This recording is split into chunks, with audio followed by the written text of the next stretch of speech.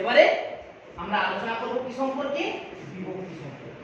বিভক্তি সম্পর্কে আলোচনা করতে গেলে আমাদেরকে কি জানতে হবে? কতগুলো ধ্বনি বা ধ্বনি সমষ্টি লিখিত রূপে বর্ণ বা বর্ণ সমষ্টি শব্দের সঙ্গে যুক্ত হয়ে শব্দকে পদে পরিণত করে এবং বাক্যে ব্যবহারের উপযোগী করে তোলে, তখন তাকে আমরা বলি বিভক্তি। কি বললাম? কতগুলি ধ্বনি বা ধ্বনি সমষ্টি লিখিত রূপে বর্ণ বা বর্ণ সমষ্টি শব্দের সঙ্গে যুক্ত হয়ে শব্দকে কিসে পরিণত করছে? পদে পরিণত করছে এবং বাক্যে ব্যবহারে উপযোগী করে তুলছে, তখন তাকে আমরা কি বলছি? তখন তাকে আমরা বলছি বিভক্তি। বুঝতে পারলে বিভক্তি কাকে বলে? বিভক্তির বাংলায় খাঁটি বিভক্তির সংখ্যা কটি?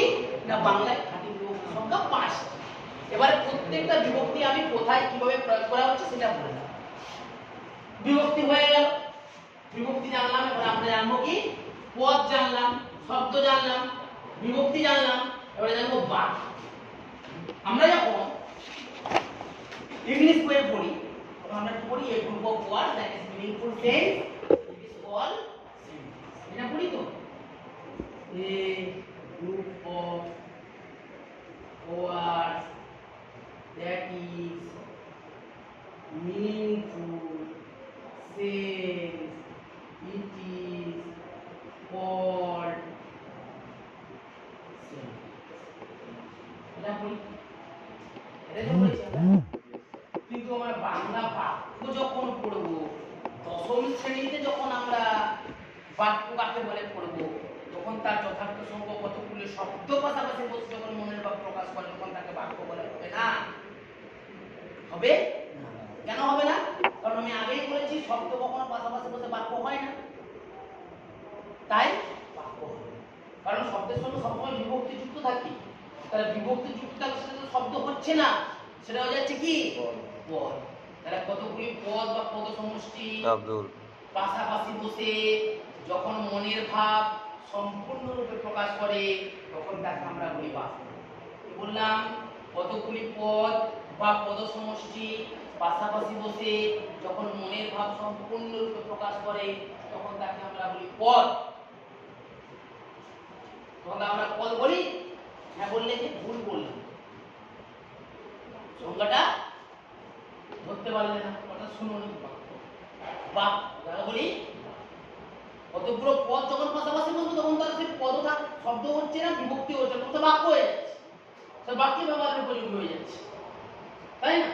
যেমন এই যে বুলবুলিতে ধান খেয়েছে, দেখেন বুলবুলির সঙ্গে তেঁতুল হয়েছে, পদ হয়ে গেছে। ধানের সঙ্গে কিছু নাই মানে শূন্য বিভক্তি আছে, মানে অবিভক্তি। খেয়েছে, এ বিভক্তি আছে, খেয়েছে, খেয়েছো দ্বিতীয় সমান খেয়েছে, খেয়েছো যুক্ত এ সমান খেয়েছে, তবে তো খেয়েছে হচ্ছে বিভক্তি যুক্ত হচ্ছে বলে তো খেয়েছে হয়েছে। একা এটা তো বিভক্তি হয়েছে। এবারে একটা বাক্য তৈরি করতে গেলে 3টা শর্ত লাগে, তোমাদেরকে বলেছি, তাই তো? আমাদের 3টা শর্তকে বলা হচ্ছে ত্রিসূত্র। স্যার ওখানে লাইট পড়ছে স্যার। ত্রিসূত্রটা কি? একটা হচ্ছে যোগ্যতা, একটা হচ্ছে আকাঙ্ক্ষা, আর একটা হচ্ছে আসক্তি। আগে বাক্যটাকে আমাদের দেখে নিতে হবে। একটা বাক্য তৈরি করতে গেলে বাংলাতে বিশেষ করে তার স্ট্রাকচারটা কি বা তার গাঠনিক প্রক্রিয়াটা কি? 1 নম্বর সাবজেক্ট, 2 নম্বর অবজেক্ট, 3 নম্বর ভার্ব। কারণ বাংলাতে ক্রিয়াপদ বাক্যের সবসময় শেষে বসে। তাহলে আমরা কি করতে পারি? কর্তা কর্ম যুক্ত ক্রিয়া। একটা বাক্যে কথা বলবি, তুই বাংলাতে যখন কথা বলবি দেখবি এই স্ট্রাকচারটাই ফলো করছে। প্রথমে কর্তা ব্যবহার করব, তারপরে কর্ম ব্যবহার করব, তারপরে ক্রিয়া ব্যবহার করব। যেমন তুমি সাধারণভাবেই বলো না আমি ভাত খাই, আমি তো এখানে কর্তা, খাইটা কি? ক্রিয়া, লাস্টে বসেছে ভাত খাই, আর ভাতটা কি? কি খায়? ক্রিয়াকে কি দিয়ে প্রশ্ন করো উত্তর পাবে কর্ম। কি খায়? ভাতটা হয়ে গেল কি? এটা কি হয়ে গেল? তাহলে কর্তা কর্ম যুক্ত ক্রিয়া, এটাই বাংলার আধুনিক প্রক্রিয়া।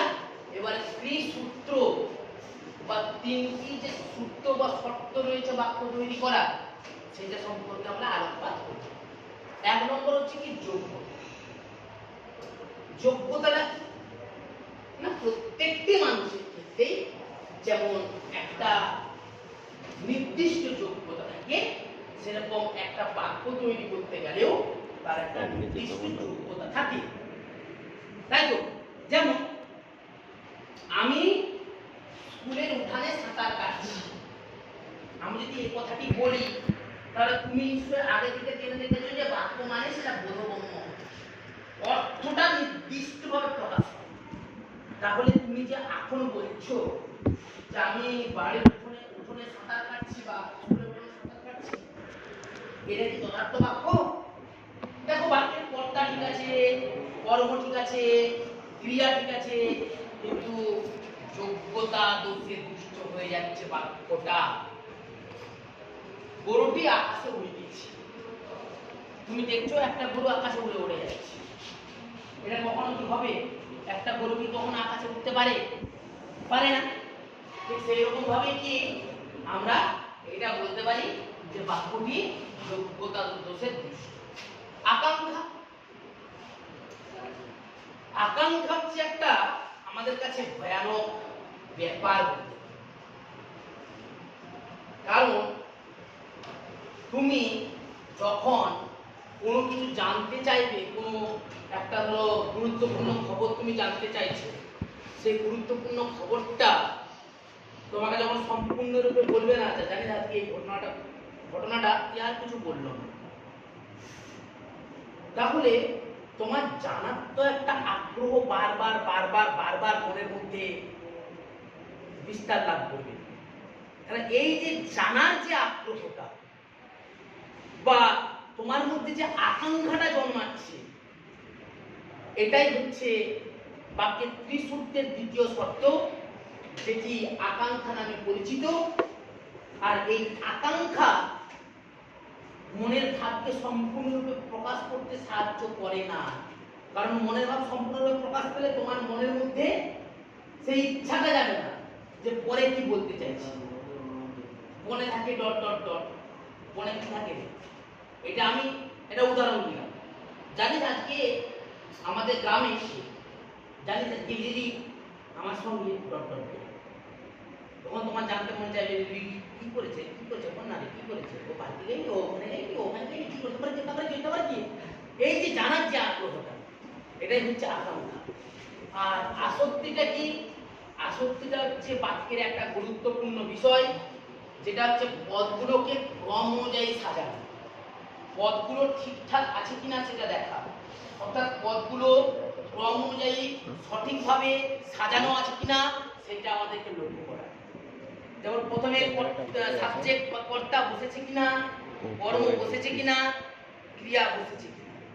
যেমন আমি যদি উদাহরণ দিই যে ফেলে প্রাণ কাঞ্চিল ছিঁড়ে শাড়ি কি, তুমি বুঝতে পারলে? বুঝতে পারলে? কেন পারলে না? আমি একটা বাক্যই বললাম, কিন্তু বাক্যের পদগুলোকে আমি এলোমেলো করে দিলাম, বা বলতে পারো বাক্যের পদগুলোকে আমি আলাদা জায়গায় ছড়িয়ে ছিটিয়ে দিলাম। তাহলে কাঞ্চিলের প্রাণ ছিঁড়ে, শালিকের প্রাণ কাঞ্চিল ছিঁড়ে খাচ্ছে, এটা হয়ে গেল আসক্তি দোষে দুষ্ট। মানে প্রথমে যেটা বললাম ফেলে প্রাণ কাঞ্চিল ছিঁড়ে শালিক, এইটা হচ্ছে বাক্যের এই এতটা প্রশ্নের আগে জানতে হবে যে আমার এটা কোন বিভক্তি যুক্ত হয়েছে বা যথার্থ হয়েছে কিনা, সেইটা